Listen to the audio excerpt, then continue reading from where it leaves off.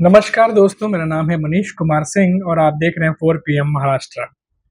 दोस्तों, अभी आप इन दिनों देख रहे होंगे कि तमाम टीवी चैनल्स पर एग्जिट पोल को लेकर के भविष्यवाणियां हो रही हैं कि किसको कहाँ कितनी सीटें मिल रही हैं। और जैसा कि हमने देखा है कि टीवी चैनल्स पे जैसा कि उम्मीद था कि एनडीए को जो है वो पूरे बहुमत के साथ जो है वो दिखाने वाले, इसमें कोई नई बात नहीं थी। और हालांकि पहले भी वो ऐसा बताते रहे हैं कि इस बार बीजेपी और एनडीए जो गठबंधन है वो इस बार बहुमत के साथ जो है वो सीट बनाने वाली है। और ऐसे में कई जगह से जो है वो सीटें जो है वो कम मिल रही हैं, लेकिन उसके बावजूद जो है वो बहुमत बना रही है। अभी जो लेटेस्ट खबर है वो ये है कि इंडिया गठबंधन, जो कि ये कह रहा था कि जो है इस बार वो 300 के आसपास सीटें जीत करके सरकार बनाएंगी, और जो एग्जिट पोल आ रहे हैं, जो दिखाए जा रहे हैं, उसको लेके इंडिया गठबंधन जो है बहुत ज़्यादा सहमत नहीं दिखाई दे रहा है, और साथ ही साथ जो है इसका विरोध करता भी दिखाई दे रहा है। अभी जो महाराष्ट्र और मुंबई की मैं बात कर लूँ तो यूबीटी नेता संजय राउत जो हैं, उन्होंने इस एग्जिट पोल को पूरी तरीके से जो है वो कॉर्पोरेट गेम जो है वो बताया है कि ये वैसा ही है जैसे कि पैसा फेंको और तमाशा देखो। ये बात जो है संजय राउत ने कही है। और साथ साथ उन्होंने ये भी कहा है कि अगर वो भी सत्ता में होते और उनके पास भी पैसे होते तो वो भी पैसे फेंक करके इस तरीके से जो है एग्जिट पोल दिखा सकते थे कि उनको कितनी सीटें आ रही है कितने नहीं आ रही हैं। तो ये पूरी तरीके से जो है एक कॉर्पोरेट गेम का नाम दिया है और कहा है कि ये वैसा ही है कि पैसा फेंको और तमाशा देखो। अब एनडीए देखिए, ये एनडीए है कहाँ। ये जो आंकड़ा दिया है, ये आंकड़ा हमारे प्रधानमंत्री जो साधना तपस्या कर रहे थे, कैमरा 10-12 कैमरे लगाकर, वो कैमरे से आया हुआ आंकड़ा है। ये एग्जिट पोल, ओपिनियन पोल, ये कॉरपोरेट खेल है। ये पैसा फेंको तमाशा देखो, जो आंकड़ा चाहिए आप निकाल सकते हो। अगर कल हम सत्ता में होंगे और हमारे पास अमर्याद पैसा होगा तो हमें जो आंकड़ा चाहिए वो एग्जिट पोल के माध्यम से हम निकाल सकते हैं। ये मटका है, समझा ना। ये हमें मालूम है किसी भी हालत में इंडिया ब्लॉक, इंडिया अलायंस 295 से 310 उसमें सीटें जीतकर सरकार बनाने जा रही है। इंडिया आघाड़ी सरकार बनाएगी। ये डर है। ये जो आंकड़े आते हैं ना 10, 15, 20 एग्जिट पोल की कंपनी से, ये खेल है, धंधा है भाई। ये क्या एनजीओ चला रहे हैं क्या? कोई पैसा देता है, उस हिसाब से वो आंकड़े लाकर सामने रखते हैं। दबाव भी है सबके ऊपर। जयराम रमेश जी ने कल एक ट्वीट किया है, कल जानकारी दी है कि अमित शाह जी, गृह मंत्री देश के, जो आज कार्यवाहक गृह मंत्री है, लगभग 150 से ऊपर कलेक्टर्स, डीएम को फोन कर चुके हैं और धमकियां दे रहे हैं। क्यों? क्या चुनाव में गड़बड़ी करना चाहते? मतगणना में गड़बड़ी करना चाहते? आप धमका रहे हो। अपने हिसाब से निर्णय में फेरफार करना चाहते हो आप। यह आपकी डेमोक्रेसी है, यह आपका लोकतंत्र है। तो हमारा सबके ऊपर पूरी तरह से ध्यान है। इंडिया आघाड़ी सरकार बनाने जा रही है, इंडिया ब्लॉक। महाराष्ट्र में आंकड़े, आप, मुझे मालूम नहीं आंकड़े क्या दिए आपके, वो हम 35 प्लस जीतने जा रहे हैं। महाराष्ट्र में हम जीतने जा रहे हैं और हम जीतेंगे। और इसके अलावा जैसा कि मल्लिकार्जुन खड़गे ने जो है अभी एक दो दिन पहले बोला था कि 295 जो है, दिल्ली में जो इंडिया गठबंधन की मीटिंग हुई थी उसके बाद उन्होंने कहा था कि 295 प्लस सीटें जीतकर इस बार इंडिया गठबंधन जो है वो सरकार बनाने जा रहा है। उसी को जो है आगे बढ़ाते हुए संजय राउत ने कहा है कि 295 से 310 के बीच में जो है इंडिया गठबंधन वो सीट निकालेगी और सरकार बनाएगी। जहां तक बात रही एग्जिट पोल की, तो एग्जिट पोल को वो इतने सीरियसली नहीं ले रहे, और जैसा कि उनका बयान है कि कॉर्पोरेट गेम है, ये कॉर्पोरेट गेम खेला जा रहा है और कई सारी बातें कही हैं, तो वो इस बात पर बिल्कुल भी यकीन नहीं कर रहे और उनको पता है कि इंडिया गठबंधन जो है वो सरकार बनाने जा रही है। इसी के अलावा उन्होंने ये भी बताया कि जिस तरह से जयराम रमेश ने सोशल मीडिया पे जो है पोस्ट करके ये शेयर किया कि कैसे जो है अमित शाह ने 150 कलेक्टरों को जो है फ़ोन करके धमकाया है। ये तमाम बातें मैं रिपोर्ट्स में पढ़ रहा था अभी, उसका हवाला भी दिया कि अगर बीजेपी जो है जिस तरीके से वो दम भर रही थी कि वो जो है बहुमत के साथ सरकार बनाएगी, तो इतने सारे जो है बीजेपी के जो बड़े नेता हैं, वो इस तरीके की जो उनकी एक्टिविटी सामने आ रही है, वो कहीं न कहीं ऐसे जो घबराई हुई एक्टिविटी होती है, वो रहती है कि कहीं कुछ इलेक्शन में हो ना रहा हो। तो संजय राउत ने ये कहा कि घबराए हुए सब हैं, ऐसा नहीं है कि कोई बहुत ज़्यादा कॉन्फिडेंस है क्योंकि सरकार आ ही रही है।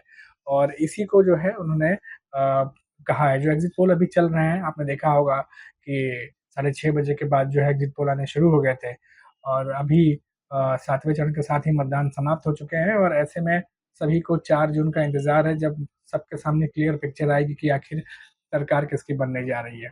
तो वहीं हमने देखा कि कई सारे जो कांग्रेस के नेता हैं, जो इंडिया गठबंधन के नेता हैं, वो एग्ज़िट पोल को इतना जो है वो सीरियसली नहीं ले रहे हैं। उनका कहना है कि 4 जून को फाइनल जो है वो रिज़ल्ट आएगा, जो देश की जनता देखेगी कैसे इंडिया गठबंधन जो है वो सरकार बनाने जा रही है। वहीं बात करें अगर महाराष्ट्र के परिप्रेक्ष्य की, तो महाराष्ट्र में हमने देखा कि किस तरीके से जो है महाराष्ट्र में बीजेपी और एनडीए को बड़ा नुकसान हो रहा है।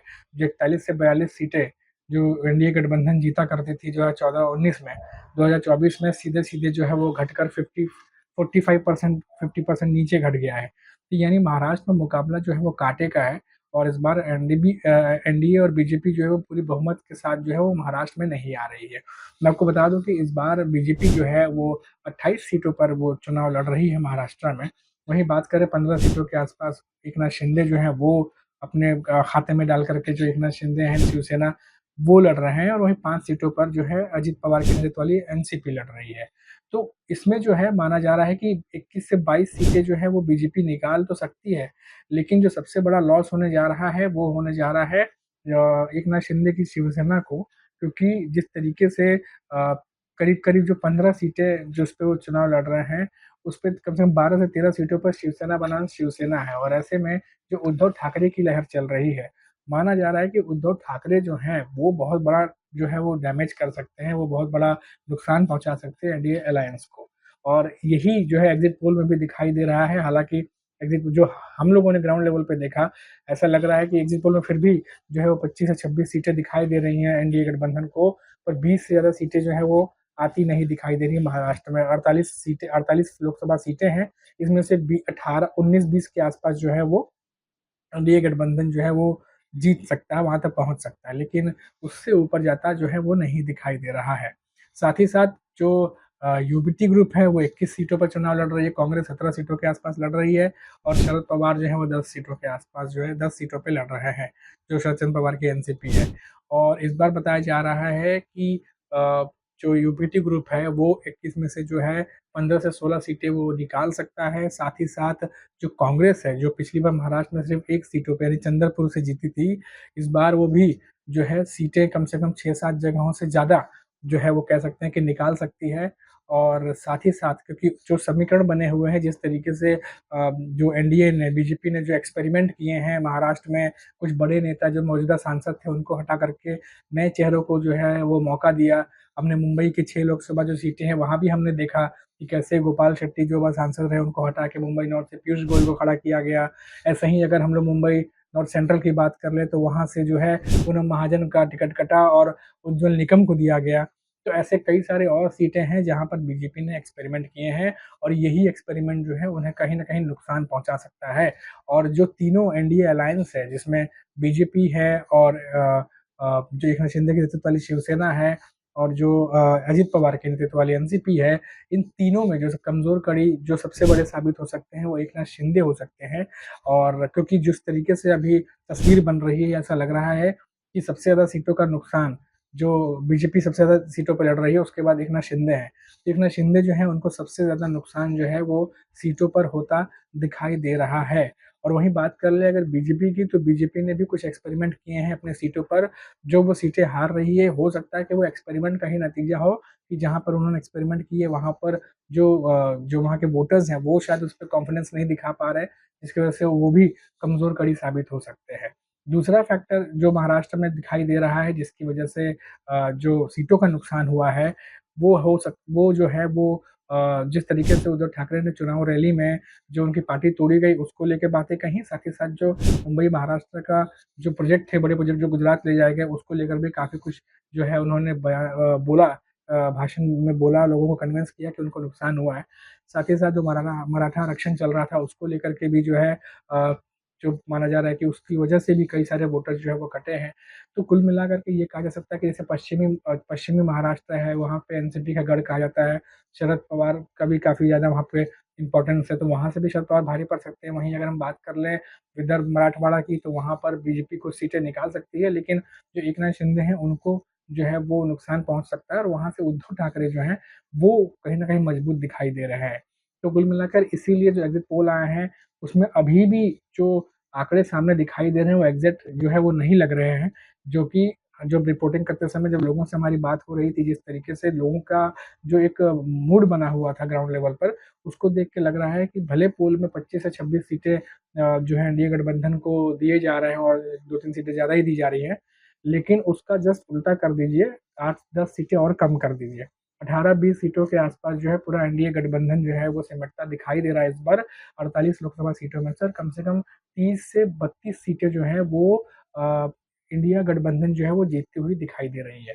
तो ये जो पूरा सिनेरियो बना हुआ है, इसीलिए एग्ज़िट पोल को लेकर के जो संजय राउत है इतनी कॉन्फिडेंटली उन्होंने बोला है कि ये सिर्फ़ कॉर्पोरेट गेम है और यहाँ पर सिर्फ़ पैसा फेंक और तमाशा देख, इसमें कोई सच्चाई नहीं है। 4 जून को सच्चाई सबके सामने आएगी, जब 295 से लेके 310 के बीच में इंडिया गठबंधन सीट लेकर के सरकार बनाएगी। ये बात संजय राउत ने जो है वो कही है। खैर फिलहाल 4 जून का वक़्त ज़्यादा लंबा नहीं है, सबके सामने पिक्चर क्लियर हो जाएगी कि आखिर किसकी सरकार बन रही है। तब तक के लिए मुझे इजाज़त दीजिए और आप देखते रहिए 4 पीएम महाराष्ट्र। नमस्कार।